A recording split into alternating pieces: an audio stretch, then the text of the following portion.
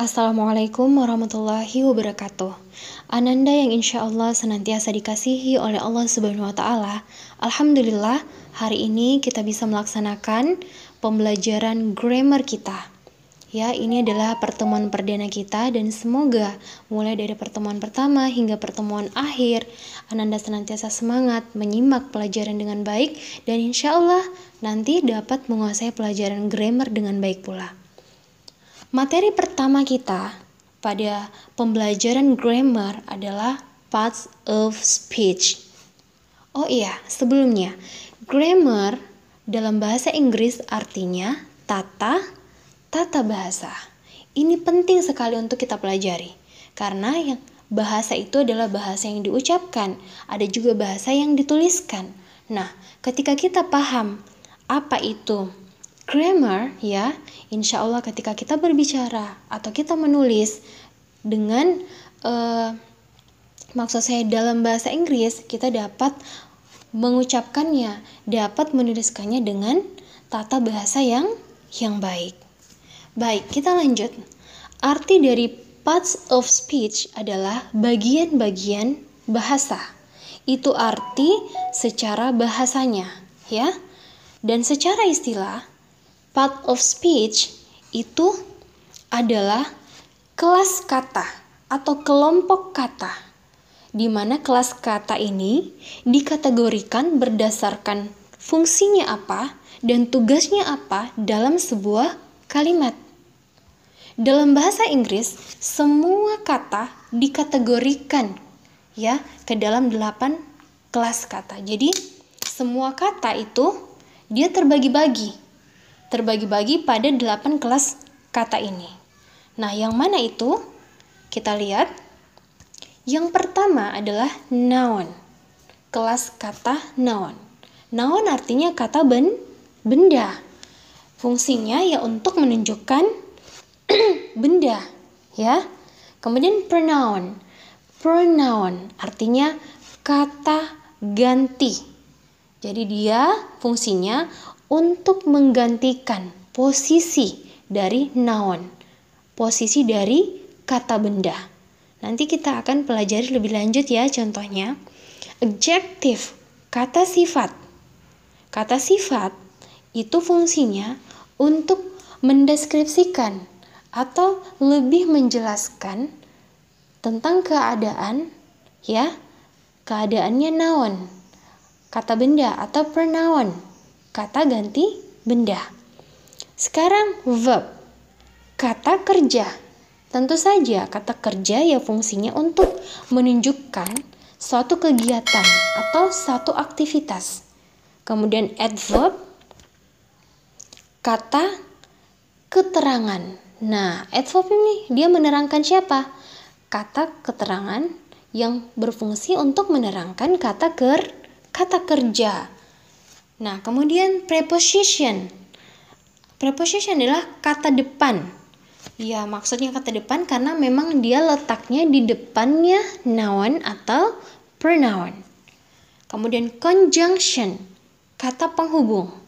Fungsinya untuk menghubungkan satu kata dengan kata yang lainnya, ungkapan dengan ungkapan yang lainnya, atau satu kalimat dengan kalimat yang lainnya. Kemudian interjection, kata seru. Baik, sekarang kita lihat contohnya. Di sini ada noun, kata benda. Jadi kata benda di sini yang dimaksud adalah semua kata benda, baik dia itu benda yang dapat dilihat atau dapat disentuh, ataupun benda yang dapat dirasakan, dapat difikirkan, tapi tidak dapat disentuh atau tidak dapat dilihat. Contohnya seperti ini. Kita lihat contohnya ya. Ada kata benda yang memang untuk thing, sesuatu, untuk benda ya, benda yang kasat mata. Seperti book, buku, rose, mawar, kata benda dari tumbuhan, water, air, kata benda dari material, apple, apel, kata benda dari jenis tumbuh-tumbuhan, apa? Buah-buahan. Kemudian ada yang kata benda dari person, orang, ya. Ahmad, Maryam, Aisyah, Nuraini, Nurul Anisa, ya, Fitriani Alwi, Ismail, itu semua adalah kata benda dari orang. Place, kata benda berupa tempat. Home, rumah. Pinrang, Pinrang. Indonesia, Indonesia, negara Indonesia. Jadi desa, pulau, negara, itu semua termasuk kata benda. Kemudian ada kata benda dari animal, binatang, kayak cat, rabbit, cow, ant, crocodile. Itu semua adalah kata benda berupa binatang, ya.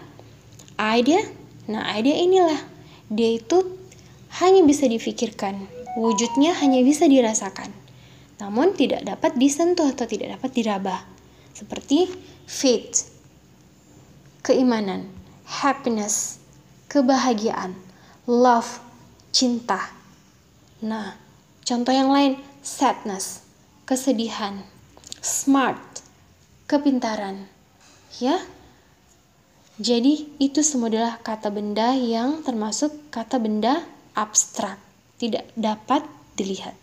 Jadi intinya, semua di dunia ini yang ada wujudnya, baik dapat dilihat maupun tidak dapat dilihat, itu disebut dengan kata benda. Baik, kita lanjut kepada contohnya Ananda sekalian. Yang saya bold di sini semua adalah kata benda. Ahmad reads book.